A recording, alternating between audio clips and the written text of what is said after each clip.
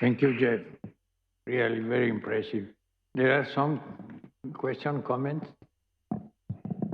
Please, Stefania. Yes.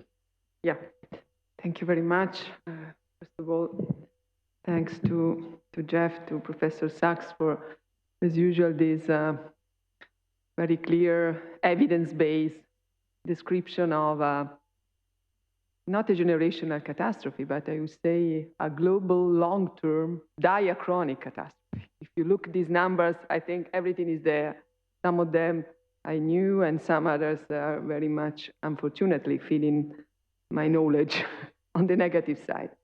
Having said that, how can we see we are here also to push the agenda and not to lose the hope that something can change based on all the lessons learned, based on, as you already said this morning, being in a very turning point in history where everybody in the world realized the importance of schools, at least.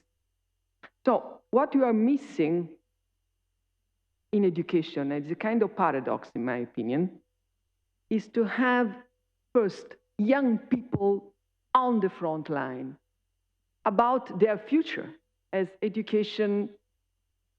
Either we talk of the global south, of course, crucially, but also in this part of the world is about their future, their freedom of choice, their opportunity to, find their own way in life and work. And as a matter of fact, we don't have something like we have for climate change, for instance. Young people pushing the agenda, young people being on the front line and asking leaders, how do you dare? Why don't you put your money, political will on this file, on this priority?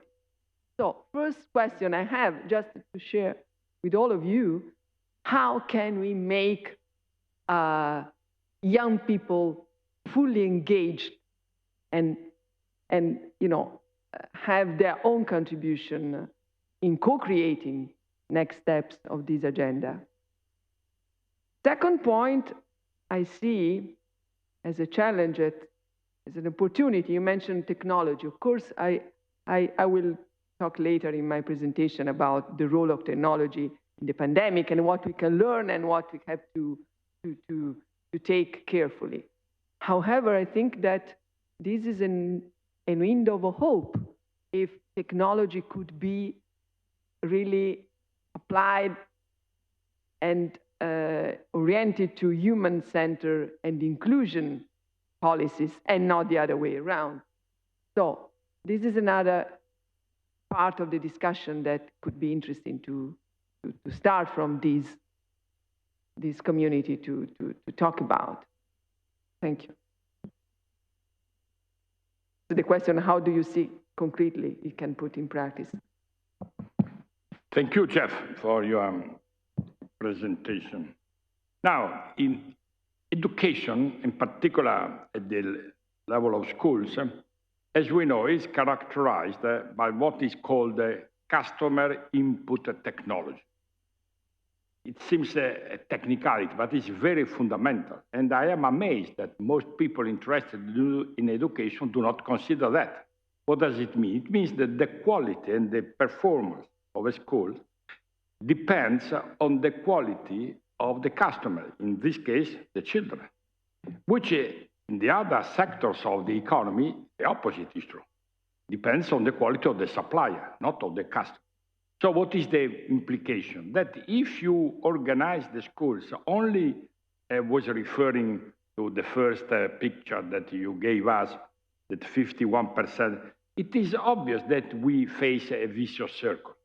Because as you know, there is a theory according to which we should separate accelerated classes from remedial classes. Now, that is a fundamental mistake. And most psychologists still believed in that. I don't understand why. How can they believe these things?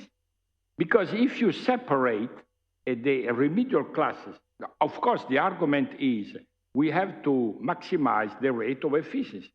But if you separate, you have to mix up, because in a class, those who are better endowed from gift nature, they are supposed to help the other ones because the peer group effect is fundamental.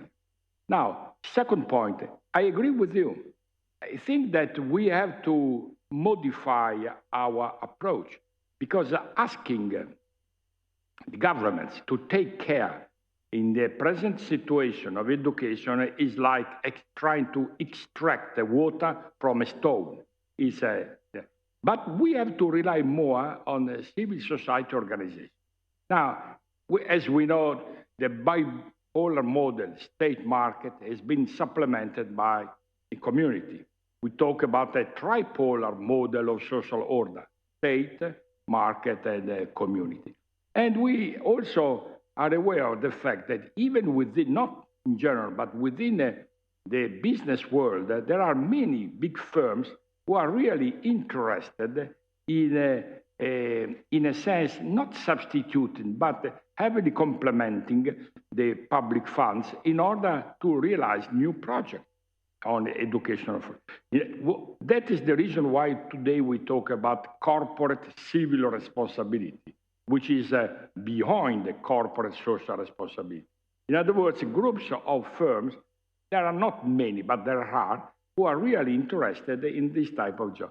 Because we should operate on this if we want to modify, because otherwise there is nothing to be done. That is why civil society organization and what, for instance, people call a B Corp, in other words, benefit corporation, we should make a pact with them in order to modify the present status of situation. I don't know, what do you think about that? Maybe Jeff, you can reply, because we don't have too much time to other questions. I think the idea of civil society, young people, technology, and the wealth holder, the new wealth holders that could make a difference actually should be tried. I don't know if it will work or not. I'm just looking this morning. Elon Musk's net worth is $209 billion. A few weeks ago, he tweeted, if someone can tell me how to end hunger, I'll give them $5 billion. If we said, we know something about education, and here's a credible way, you could probably get $5 billion from him. I mean it seriously.